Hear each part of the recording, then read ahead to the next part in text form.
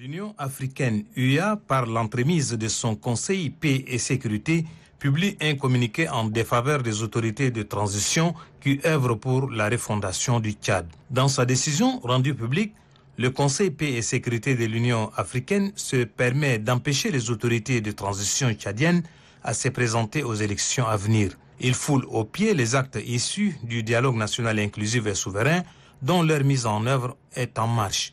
Lesquelles résolutions et recommandations mises en exergue par le gouvernement traduisent la volonté des Tchadiens à soutenir l'actuelle transition qui fait ses preuves.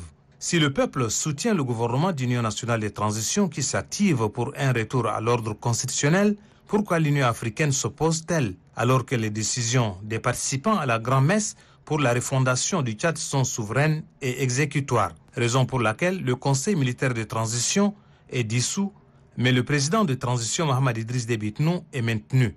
Un gouvernement de transition a été également mis en place pour un délai de 24 mois, ce qui permettrait le retour à l'ordre constitutionnel.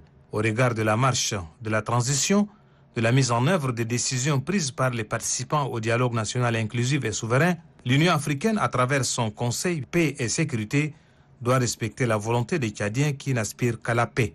Que cette institution en charge des questions africaines puisse accompagner le Tchad pour la réussite de sa transition qui avance à grands pas. L'Union africaine doit se ressaisir et regarder dans la même direction que le Tchad.